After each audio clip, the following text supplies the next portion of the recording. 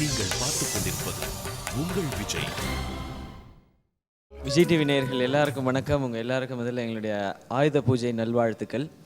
இந்த அழகான நாளில் இன்றைக்கி நீங்கள் வந்து மெரினா அதனுடைய ப்ரீமியர் ஷோ பார்க்க போகிறீங்க. முதல் முறையாக விஜய் டிவியில் மெரினா படம். அது நாங்களுமே ரொம்ப எக்ஸைட்டடாக இருக்கோம். என்டையர் டீமும் எங்கள் படத்தை டிவியில் பார்க்க போகிறோம் அப்படின்னு. அண்ட் அதுக்கு முன்னாடி சரி இவ்வளோ நாள் ஆச்சு, மெரினா திரும்பவும் நம்ம டிவியில் பார்க்க போகிறோம். அண்ட் இந்த மெரினா எவ்வளோ பேருக்கு எவ்வளோ பெரிய விஷயங்களை க்ரியேட் பண்ணி கொடுத்துருக்கு, அண்ட் எவ்வளோ பேரோட வாழ்க்கையை ஒரு பெரிய மாற்றத்தை உருவாக்கியிருக்கு அப்படின்றதெல்லாம் பற்றி நாங்கள் அப்படியே நினச்சி பார்த்தோம். சரி அது உங்கள்கிட்டையும் பகிர்ந்துக்கணும் அப்படின்றதுக்காக தான் இந்த அடுத்த சில மணி துளிகள் அப்படின்னு சொல்லலாம். சில மணி நேரங்கள்னால் கொடுக்க மாட்டாங்க எங்களுக்குலாம், வேறு ப்ரோக்ராம் இருக்குது இல்லையா. அதனால் கொஞ்சம் நேரம் உங்கள்கிட்ட எங்களோட மெரினா மெமரிஸை ஷேர் பண்ணலாம் அப்படின்ட்டு இருக்கோம். நீங்கள் நான் மட்டும் இல்லை, இந்தியாவின் மிக முக்கியமான இயக்குநர்கள் ஒருவரான பாண்டியராஜ் சார் இருக்கார். அப்பா கரெக்டாக சொல்லிட்டல சார்? சொல்கிறேன் இல்லை சார், இது மனசுலேருந்து சொல்கிறது சார். இப்படி சொல்லுங்கள். அண்ட் ஃபஸ்ட்டு உங்கள்ட்ட தான் கேட்கணும். மெரினா ஒரு நல்ல படம். அதை தாண்டி உங்களை வந்து ஒரு நல்ல இயக்குனர், ஏற்கனவே நீங்கள் முதல் படத்துலேயே பேர் வாங்கியிருக்கேன். பட் இந்த படம் உங்களை நல்ல தயாரிப்பாளரும் அறிமுகப்படுத்தி இருக்குது. ஃபஸ்ட்டு அந்த அனுபவத்துலேருந்து ஆரம்பிக்கலாம் சார். மெரினா ஏன் நீங்கள் தயாரிச்சிங்க? முதல்ல விஜய் டிவி நேரில் அனைவருக்கும் ஆயுத பூஜை நல்வாழ்த்துக்கள். இந்த நாளில் எங்கள் படம் இங்கே வந்து நம்ம விஜய் டிவி மூலமாக நீங்கள் எல்லாம் பார்க்க போகிறீங்க அப்படிங்கிறது ரொம்ப சந்தோஷம். அதை வந்து இயக்குனராக தயாரிப்பாளர் பேசுறதுல எனக்கு ரொம்ப ரொம்ப சந்தோஷமான ஒரு விஷயம். சொல்லியாச்சு, தயாரிப்பாளர் ஆனதுக்கான ரீசன் வந்து 200 பேர்ட்ட சொல்லியாச்சு. நம்ம விஜய் டிவியில் 200 சொல்லிட்டேன். ஆக்சிடென்ட் தான் அது. என்னென்னா இந்த கதையை நம்ம பண்ணால் நல்லாயிருக்கும், இதை போய் மற்றவங்கள்ட்ட கன்வே பண்ணுறது ரொம்ப கஷ்டம் அப்படிங்கிற ஒரு கேள்வியில் இருந்ததுனால தான் இது பண்ண ஆரம்பிச்சிட்டேன். ஆனால் அதுக்கப்புறம் ஏன்டா தயாரிப்பாளர் ஆணுங்கிற அளவுக்கு இந்த படம் வந்து பயங்கர எக்ஸ்பீரியன்ஸ் கொடுத்துருச்சு. அது நான் இல்லை, என்னைய வச்சு சொல்லலை சார், அது ஜென்ரலாக சொல்கிறாரு. ஆமாம், இல்லை மற்றது எல்லாருக்கும் தெரியும். ஏன்டா தயாரிப்பாளர், யாரோ வந்து நான் தயாரிப்பாளர் இருக்கிறாங்க. சிரிப்பாக தான் இருக்குது உண்மையில். என்ன ஒரு சந்தோஷம், இந்த மெரினா ரிலீஸ் ஆனதுனால என்ன ஒரு சந்தோஷம் அப்படின்னா, ரொம்ப நண்பர்கள் வந்து நானும் ப்ரொடக்ஷன் பண்ணலான் இருக்கேன், பண்ணலாமா அப்படின்னு ஐடியா கேட்டாங்க. அதில் முக்கியமாக சுசீந்திரனை சொல்லலாம். காதல் செய்வர் வந்து ஐயா இந்த மாதிரி நான் படம் எடுக்கலான் இருக்கேன், நீங்கள் உங்கள் பசங்க ப்ரொடக்ஷனில் பண்ணுங்கள் அப்படின்னு ஃபஸ்ட்டு என்கிட்ட கேட்டார். தாராளமாக பண்ணலாம் அப்படின்னு ஃபஸ்ட்டு நாங்கள் ஆரம்பிக்கிற ஐடியாவில் தான் இருந்தோம். ஏன் சுசி நீங்களே ப்ரொடியூசர் ஆகிடலாமே அப்படிங்கும்போது, ஐயோ எனக்கு பயமாக இருக்குது அப்படின்னாரு. இல்லை இப்படிலாம் தான் பண்ணணும் அப்படிங்கும்போது இன்றைக்கி வந்து அது ஒரு படமே முடிச்சிட்டாரு. அதே மாதிரி சிம்புதவன் வந்து கேட்டிருக்காரு, இப்போ அவர் தயாராகிட்டு இருக்காரு. அதே மாதிரி கேமராமேன் விஜய் மில்டன் வந்து நான் ப்ரொடக்ஷன் ஆரம்பிக்கலான் இருக்கேன் அப்படின்னாரு. தாராளமாக பண்ணுங்க சார், ரொம்ப பட்ஜெட்டுக்குள்ளே நம்ம வந்து நினச்சதை பண்ணோம்னா பண்ணலாம் அப்படின்னா ரொம்ப பேருக்கு ஒரு கான்ஃபிடென்ட்டை கொடுத்துருக்கு தயாரிப்பாளர் சைட்லையும்.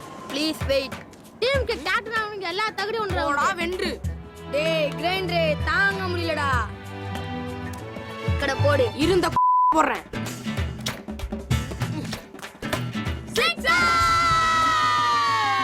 சில்பான் சலப்பட்டிக்கும் நாடா பிச்சி வேஸ்ட்.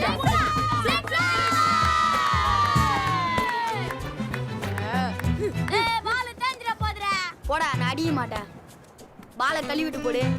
மெரினா அது இந்த கதையை வந்து நான் படமாக பண்ணிடணும் அப்படின்றதுக்கான காரணம் என்னவா இருந்தது? இல்லை, அது உண்மையிலே மெரினா படத்துக்கு முன்னால் அந்த மெரினா பீச்சுக்கு போயிட்டு நம்ம மெரினா படம் ரிலீஸ் ஆனதுக்கப்புறம் அந்த மெரினா பீச்சுக்கு போகும்போது ஒரு புது, நீங்கள் போனீங்களா? நான் போனேன் சார். யாரோட போனீங்க? ஃப்ரெண்ட்ஸோட போனேன். சரியா சார், நீங்கள் வேறு முன்னாடியே போகல, இப்போ போயிட்டாலும். அந்த படத்தை முடிச்சுட்டு மெரினா பீச்சுக்கு போகும்போது ஒரு பயங்கர நல்ல ஒரு எக்ஸ்பீரியன்ஸ் இருந்தது. இந்த மெரினாவை நம்ம ஒரு படமாக ஒரு இதுவாக எடுத்து அதை சக்ஸஸ் பண்ணிட்டோம் அப்படிங்கிறது ரொம்ப சந்தோஷமாக இருந்தது. மெரினா பீச்சுக்கு எத்தனை தடவை நண்பர்களோட தனியாக ஃபேமிலியோட போகும்போது இதை வந்து ஒரு படத்துக்குள்ளே படமாக கன்வெர்ட் பண்ணுவோம் அப்படிங்கிறது எனக்கு தோணவே இல்லை. அது இன்னும் அந்த பிரமிப்பு இருந்துகிட்டே இருக்குது. ஒரு ஆசை இது. இப்போ நம்ம கேடிபிளாக பார்த்தா ஒரு ரயில்வே ஸ்டேஷனில் ஒரு நாள் உட்காந்துருந்தேன், ஏன் இந்த காலத்தை வந்து கொண்டு வரக்கூடாது அப்படிங்கிற ஒரு கேள்வி தான் வந்து இன்றைக்கி அந்த படம். ஒரு சின்ன ஒரு பொறி, அவ்வளோதான் சொல்ல முடியும். Okay, super sir. அண்ட் அதில் என்னன்னு கேட்க வேண்டியது, இது வரைக்கும் கேட்கலன்னு நினைக்கிறேன், நான் எங்கேயுமே நீங்கள் சொல்லிக்கல. மெரினாவில் உங்களுக்கு பிடிச்ச சீன், காட்சி இல்லை சீக்வன்ஸ், அண்ட் இது எனக்கு ரொம்ப பிடிக்கும், இது எல்லாருமே ரசிக்கும்படியாக இருக்கும் அப்படின்ற மாதிரி ரொம்ப பிடிச்ச ஒரு காட்சி? இல்லை, ஏன்னா தேட்டர்லேயே நீங்களே போய் பார்த்துட்டீங்க, அதனால ரொம்ப ரசித்தது வந்து லவ் சீன் தான். அப்பா, அப்படி நம்ம டாபிக் கொண்டு வர்றோம் சார், அதனால தான் இந்த கேள்வி கேட்குறீங்க. இல்லை, பொதுவாக டோட்டலாக எல்லாமே அது வருது. ரொம்ப ஆடியன்ஸ் எதை ரசித்தாங்க அப்படிங்கிறது முக்கியம். காக்கைக்கு தன் குஞ்சு பொன் குஞ்சுங்கிறது மாதிரி மெரினாவில் எல்லாமே எனக்கு பிடிச்ச விஷயங்கள் தான். ஆடியன்ஸ் வந்து பயங்கரமாக ரசித்தது அந்த லவ் சீக்வன்ஸ் தான். அது எல்லாருமே கேள்வி கேட்டாங்க, இன்னும் ஒரு 4 சீன் எக்ஸ்ட்ரா வச்சுருக்கலாமே சார் அப்படிங்கிற ஒரு இதை கொடுத்தது.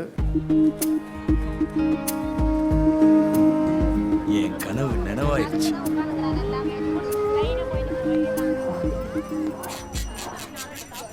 எங்கேயுமே வேக்கண்ட் இல்லை போல இருக்கு. எங்க உட்காரலாம்? இவன் வேற பயமுறுத்திக்கிட்டே இருக்கானே.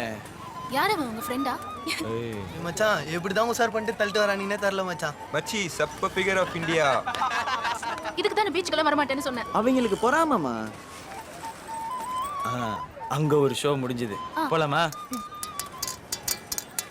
எதுக்கு இங்க வரணும்னு சொன்னீங்க? நான் உன்கிட்ட நம்ம லைஃப் பத்தி நிறைய பேச போறேன்.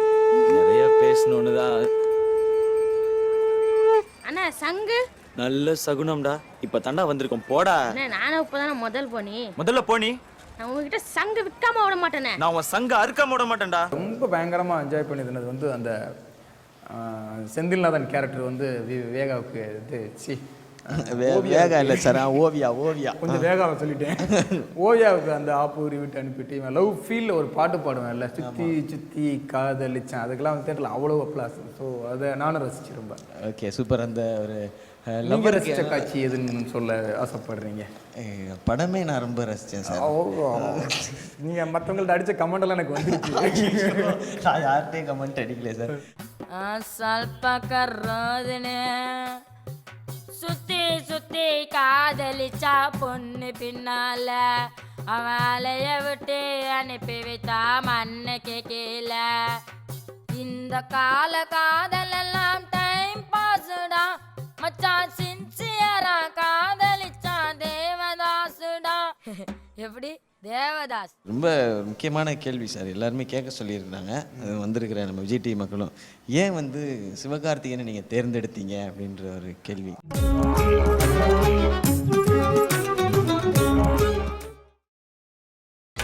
நீங்கள் பார்த்துக் கொண்டிருப்பது உங்கள் விஜய். சிவகார்த்திகேயன் பெரிய ஹீரோவாக ஆகணும், இன்றைக்கி வந்து ஒரு 4-5 படங்கள் பண்ணணும், நானே கேடி பில்லாவுக்கு கால் ஷீட்டுக்காக வெயிட் பண்ணணும்லாம் அவன் ஃபிக்ஸ் பண்ணிட்டான். ஸோ இதில் யார் கையில் இருக்குது? ஒரு ஆடியோ லான்ச்சில் பார்த்தேன். அதுக்கு முன்னால் ஒரு நல்லா வீலிங் பண்ண தெரிஞ்ச ஒரு பையனை தான் ஓகே பண்ணி வச்சுருந்தேன் கதைப்படி. அதுக்கப்புறம் நீங்கள் கதைக்குள்ளே வந்ததுக்கப்புறம் உங்களுக்கு வீலிங்கே பண்ண தெரியல அப்படிங்கிறத வந்து அப்புறம் வீலிங் பண்ணி தெரியலன்னா அவன் என்ன பண்ணுறான் அப்படிங்கிறத காமெடி ஆக்கணும். அப்புறம் ஒரு ஸ்பாட்லேயே வந்து டக்குன்னு சார். ஸோ அதுக்கு பயங்கர தேட்டரில் சாங்லேயே கிளாப்ஸு, அது அந்த ஒருத்த மாறி வர்றான் அப்படிங்கிறது. ஸோ அது கூட நீங்கள் தான் காரணம்.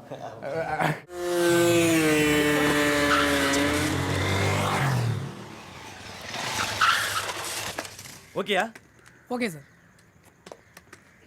அதெல்லாம் வச்சுக்கியா? தேங்க்ஸ். இந்தா புடி கிளம்பு.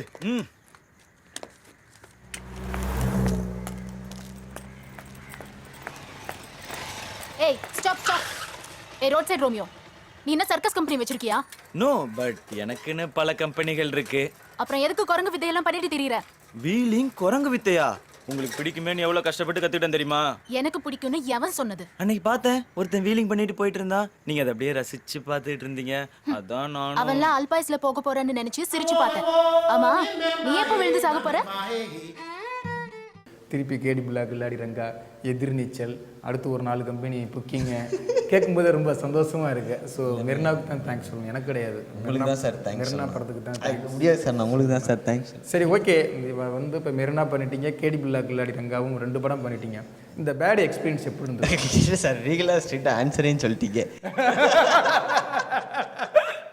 எக்ஸ்பீரியன்ஸ் எப்படின்னு கேட்டிங்கன்னா நான் வேட என்னன்னா ஷூட்டிங் ஸ்பாட்டில் நான் பார்த்துருக்கேனே, மைக்கை வச்சுவிட்டு அந்த ஹெட்ஃபோனை நான் தான் மாற்றிக்கிட்டு இருப்பேன். என்னை திட்டிக்கிட்டு இருக்கிற பூரா நான் கேட்டுக்கிட்டு இருப்பேன் சார். வாய்ப்பே இல்லை. மெரினா எல்லாருக்குமே ரொம்ப கஷ்டமான ஒரு ஷூட்டிங் எக்ஸ்பீரியன்ஸாக தான் இருந்தது. அந்த வெயில், அந்த காற்று அப்படிங்கிறத மீறி இதை வந்து கரெக்டாக முடிக்கணும். அந்த க்ரௌடு, நிறைய ரெஸ்ட்ரிக்ஷன்ஸ். பட் இந்த முறை ஒரு கரெக்டான ஒரு கதைக்களம் எடுத்துக்கிட்டு திருச்சிக்கு போயிட்டோம், எங்கள் ஊருக்கே போயிட்டோம் எல்லாருமே. அப்படின்றதுனால இந்த முறை ஷூட்டிங் எக்ஸ்பீரியன்ஸ் ஒரு வேற ஒரு ஸ்டைலில் இருந்தது. அண்ட் சாரோட வந்து முன்னாடி பயங்கரமான ஒரு பயம் இருக்கும். அவர்கிட்ட பேசினாலே திட்டிடுவாரோ சார், ஃபாலோ பண்ணிடுவான். கிட்டத்தட்ட அப்படி தான் டெரர்னு தான் நினச்சி வச்சுருந்தேன். பட் அப்படி கிடையாது, அவர் வந்து பயங்கர ஒரு ஜாலியான ஆள். அதனால ஷூட்டிங்கில் வந்து கஷ்டப்பட்டு பண்ணோம் அப்படின்றது எதுவுமே இல்லை. ஒவ்வொரு சீனும் ஒவ்வொரு ஃப்ரேமும் இஷ்டப்பட்டு பண்ணியிருக்கிறோம் அப்படின்றது தான் உண்மை. பண்ணோம். கேடி பில்லா இந்த முறை வந்து அவுட் அண்ட் அவுட் எல்லாருமே சிரிக்க வைக்கணும்னு சார் டிசைட் பண்ணேன். மீண்டும் ஒரு சான்ஸ் எனக்கு திரும்பவும் கொடுத்துருக்காரு அப்படின்றதே உண்மையில நான் ரொம்ப சந்தோஷப்படுற ஒரு விஷயம். இன்னைக்கு இந்த ஆயுத பூஜை அன்னைக்கு நம்மளுடைய படம் முதல் முறையாக விஜய் டிவியில் சின்ன திரையில் வருது. அண்ட் இப்போ இதை பற்றி என்ன சார் சொல்ல விரும்புகிறீங்க?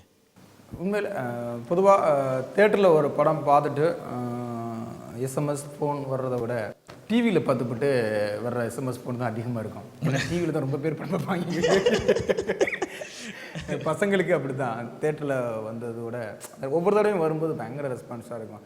என்னதுன்னா தேட்டரில் படம் பார்த்துக்கிட்டு இருக்கும்போது ஃபோன் பண்ண முடியாது. இங்கே வீட்டில் பிரேக் விடுற நேரத்தில் ஃபோன் பண்ணி இப்போ தான் உங்கள் படம் பார்த்துக்கிட்டு இருக்கேன் அப்படின்னு சொல்லி ஃபோன் அடிக்கிறதுக்கு ஒரு பிரேக் விடுவாங்கல்ல, கேப்பில் எஸ்எம்எஸ் அனுப்பலாம்.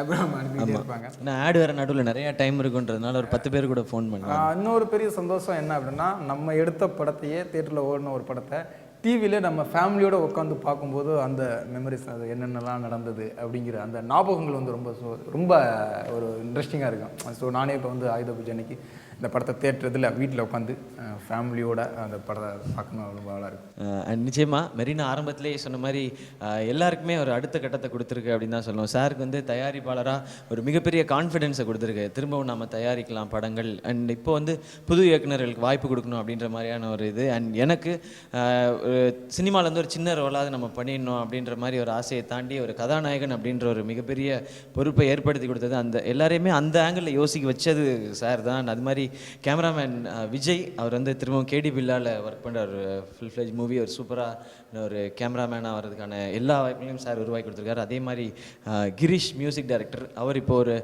ஹாலிவுட் டைரக்டரோட சேர்ந்து ஒரு படம் ஒர்க் பண்ணிகிட்ருக்காரு. அண்ட் சதீஷ் இதில் காமெடியாக நடித்தவர், அவர் இப்போது 2 படங்கள் என்னோட எதிர்நீச்சல் அண்ட் இந்த மாதிரி படங்கள். அண்ட் ஸோ ஒவ்வொருத்தருக்குமே அவங்களுடைய வாழ்க்கையில் பக்கடா பற்றி மனுஷன் அவர் வந்து இந்திக்கெலாம் போயிட்டார். பாலிவுட்டுக்கு போய் ராணி முகர்ஜியோடலாம் நடிச்சிட்டார் பக்கடா. நம்ம கோலிவுட்டில் வாய்ப்பு கிடைச்சிரு, அது வரைக்கும் சந்தோஷம். அந்த மாதிரி எடிட்டர் சிவா, இந்த மாதிரி எல்லாருக்குமே ஒரு பெரிய ஆப்பர்ச்சுனிட்டியை க்ரியேட் பண்ணி கொடுத்தது ஒரு மெரினா. இது வந்து ஒரு படம், சும்மா ஒரு ஜாலியான படம், அது நீங்கள் பார்க்குறதுக்கு என்டர்டெயின்மெண்ட்டாக இருக்குன்றதை மீறி நிறைய பேருக்கு வாழ்க்கை கொடுத்த ஒரு இடம் இந்த மெரினா. அது நிச்சயமாக நீங்கள் டிவியில் பார்த்து என்ஜாய் பண்ணுங்க. ஏய், எங்கேயாவது போலாமா? மெரினா அது வேண்டாம், லைட்டா பசிக்கிற மாதிரி இருக்கு. ஹோட்டலுக்கு போலாமா? நீ புறப்படும் போது மறந்துடாம பர்ஸ் எடுத்து வச்சுக்க. நான் மறந்துட்டேன். நீ ஒரு சத்தியம் பண்ணணுமே. என்னன்னு? நான் உன் கூட பழகுனா என் பர்ஸுக்கு பாதுகாப்புன்னு தான் சத்தியம் போலான்னு. சத்தியம் போகலாமே. அங்க போயிட்டு பர்கர் அப்புறம் பட்டர் பாப்கார்ன் கோல்ட் காஃபி சாப்பிடலாம். போலாம். மெரினா படம் அது ஒரு பக்கா சினிமா தான் அது. பட் பல பாடங்களை கற்றுக் கொடுத்ததுன்னு சொல்லலாம். என்ன அப்படின்னா, ஒரு தயாரிப்பாளராக ஒரு நல்ல ஒரு கான்ஃபிடென்ட்டை கொடுத்தது, மற்றவங்களுக்கும் கூட உள்ள நண்பர்களுக்கும் ஆமாம் நம்மளும் தயாரிக்கலாம் அப்படிங்கிற ஒரு இதை கொடுத்தது, பல டெக்னீஷியன்களுக்கு ஒரு நல்ல அடுத்தடுத்து பெரிய படங்கள் பண்ணுறதுக்கு. இப்போ இன்றைக்கி கேடி பில்லா கில்லாடிரங்க வந்து மெரினாவோட பெரிய பட்ஜெட் அப்படின்னா இந்த பட்ஜெட் கிடைக்கிறதுக்கு காரணமே மெரினான்னு தான் சொல்லலாம். அதோடைய வெற்றி தான் வந்து அடுத்த ஒரு லெவலுக்கு போகிறதுக்கான ஒரு நல்ல வாய்ப்பு கொடுத்தது. முக்கியமாக என்ன சொல்லணும் அப்படின்னா, எனக்கு ஒரு பயங்கர கான்ஃபிடென்ட்டை கொடுத்தது. அதுதான் மனுஷனுக்கு ரொம்ப முக்கியம். என்ன அப்படின்னா, பல விஷயங்களே என்னை டைவெர்ட் பண்ணது. எல்லாத்துக்கும் இன்னொன்று முக்கியமாக என்னென்னா, பல துரோகிகளை இவங்கெல்லாம் துரோகிகள், இவங்கெல்லாம் விளக்கு அப்படிங்கிறத காட்டி கொடுத்தது.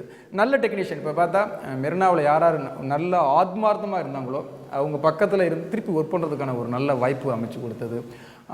ஒரு கான்ஃபிடென்ட் ப்ரொமோஷன்னா எப்படி பண்ணணும். மெரினா இன்றைக்கி பார்த்தா ராஜா அவர்கிட்ட வந்து எல்லாருமே வந்து மெரினா மாதிரி ப்ரொமோஷன் பண்ணுங்க அப்படின்னு இன்றைக்கி கேட்குறாங்க. ஸோ அதுக்கான ஒரு தூண்டுதலை கொடுத்தது.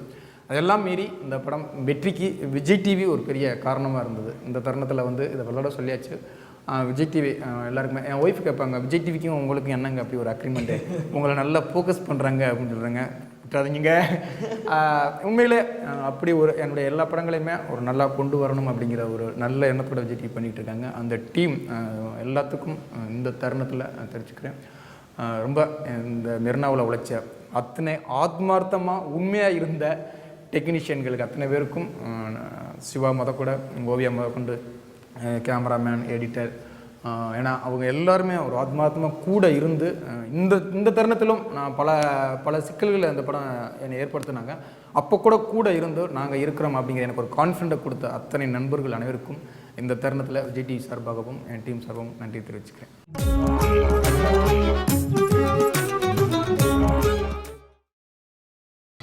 நீங்கள் பார்த்துக் கொண்டிருப்பது உங்கள் விஜய்.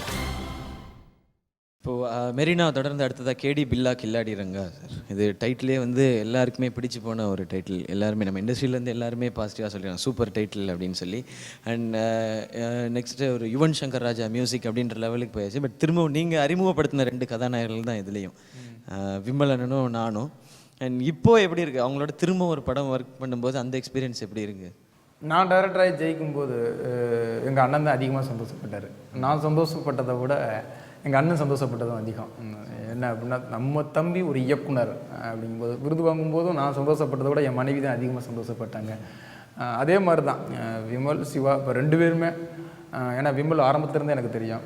அவர் எப்படியெல்லாம் ஒரு சின்ன சின்ன கேரக்டர்லாம் படம் பண்ணி பசங்களுக்குள்ளே எப்படி வந்தார், இன்றைக்கி அவருடைய வளர்ச்சி எப்படி இருக்குது அப்படின்னு பார்க்கும்போது ரொம்ப சந்தோஷமாக இருக்குது. எப்போ கால் ஷீட்டு டப்பிங் எப்போ அப்படின்னா, சார் இந்த படம் அதுக்கு ஒரு லிஸ்ட்டு பயங்கரமாக ஒரு பயங்கர ஆர்டரே சொல்கிறாப்புல ஒரு சந்தோஷமாக இருக்குது. அதே மாதிரி தான் சிவாவும் அப்படி தான். அவர் வந்து ஒரு விஜய் டிவியில் ஒரு ஆங்கராக மட்டும் பார்த்துட்டு மெரினாவில் சரி ஓகே ஒரு காமெடியாக ஒரு இதுவாக கொண்டு வரலாம் அப்படின்ட்டு அந்த மெரினாவுக்கு அப்புறம் டோட்டலாக பார்க்கும்போது அந்த கலர் டோன் இப்போ எதிர்நீச்சல் டிசைனை பார்க்கும்போதே சிவாவை பார்க்கும்போது வேறு ஒரு இதில் இருக்குது.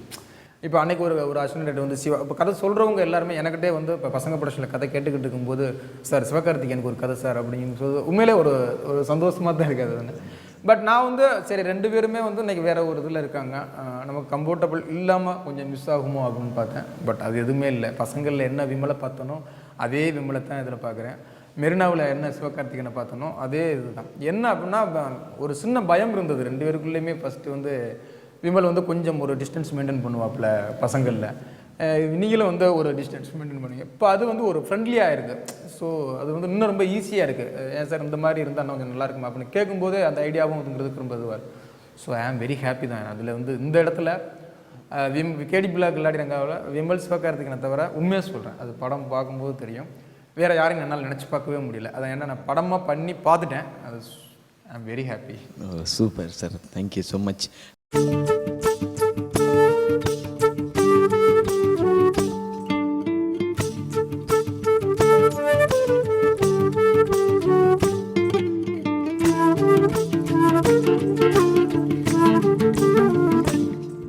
மெரினாவில் இருக்க அந்த சின்ன பசங்களை பற்றியும் பேசி ஆகணும் சார். அதாவது நம்ம இப்போ அடுத்தடுத்து படங்கள் பண்ணுறதுனால வேணால் நம்ம அந்த படத்தில் நான் தான் ஹீரோன்னு சொல்லிக்கலாம்.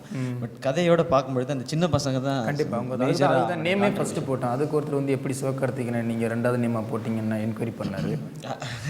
நேம் கடைசியாக கூட போட்டுருக்கு சார், அடுத்தடுத்து படத்தில் கூப்பிட்டுருக்கு சார். அதுதான் ஸோ அந்த பசங்களோட கான்ட்ரிபியூஷன். ஏன்னா இப்போ நாங்கள் வரும்பொழுது நான் இந்த மாதிரி பண்ணணும் படங்கள் இப்படி ஆகணும் அப்படின்றதான். பட் அந்த பசங்களுக்கு அந்த மாதிரி எண்ணங்கள், இந்த படம் பண்ணுறோம் சார் என்ன சொல்லித்தராரோ அதை பண்ணுறோம், விளையாடுவோம் டக்குன்னு கூப்பிடும்போது பண்ணுவோம் அப்படின்னு. ஸோ அவங்கள பற்றி இந்த இடத்துல பேசணும். பெரிய லெவல் ஆஃப் ஒத்துழைப்பு. ஒரு நாள் கூட வரமாட்டேன்னு சொன்னது கிடையாது. கண்டிப்பாக நல்ல பசங்க உண்மையிலேயே வந்து பக்கடாவாக இருக்கட்டும், அது கௌதம் புருஷோத்தாகட்டும்.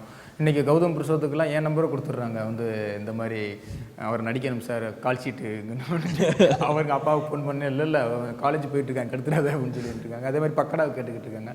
பக்கடா அடுத்து வந்து விஜய் மில்டன் டைரக்ஷனில் வேறு நடிக்கிறான், திருப்பி வேறு நடிக்கிறான். எல்லா பசங்களுமே ரொம்ப நல்ல ஒரு பசங்க. அதில் வந்து ரொம்ப ஒரு வருத்தமான ஒரு விஷயம் என்ன அப்படின்னா, சதீஷ் அப்படிங்கிற ஒரு பையனுடைய மரணம். அவ்வளவு சுறுசுறுப்பாக, அவ்வளவு இதுவாக டைவடிப்பான், டான்ஸ் எல்லாத்துலேயுமே ஒரு சுறுசுறுப்பாக நாய் மாதிரி கத்துவான். அந்த படத்தில் நீங்கள் பார்க்கலாம், நாய் மாதிரி கத்திட்டே எடுத்த உடனே அந்த ஃபஸ்ட்டு அந்த இன்டர்வியூ பண்ணும்போது வந்து நாய் மாதிரி கத்துவான். அந்த ஒரு பையன் வந்து அந்த பீச் ஓரத்துலேயே ஒரு லாரியில் அடித்து மரணத்துக்குள்ளாயிட்டான். அது நாங்கள் கேடிபியில் ஷூட்டிங்கில் இருக்கும்போது தான் அந்த நியூஸ் வந்தது. ரொம்ப வருத்தமாக இருந்தது. என் பேர் சதீஷ்.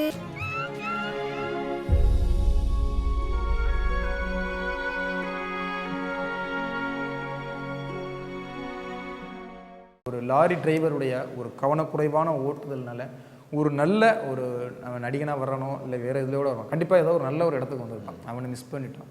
ஸோ இந்த இடத்துல அவனையும் என்ன சொல்லணும், அவங்க ஃபேமிலிக்கு இந்த தருணத்தில் ரொம்ப ஒரு ஆழ்ந்த இதை தெரிவித்து ஆகணும். கண்டிப்பாக இன்றைக்கி பேசப்பட்ட ஒரு படத்தை மீண்டும் சின்ன திரையில் பார்க்க போகிறோம் அப்படின்ற சந்தோஷத்தோடு இன்றைக்கி இங்கேருந்து விடைபெறுறோம். நீங்கள் எல்லாருமே படத்தை என்ஜாய் பண்ணுங்கள். மீண்டும் மீண்டும் மீண்டும் விஜய் டிவி நேயர்களுக்கு எங்களுடைய ஆயுத பூஜை நல்வாழ்த்துக்கள்.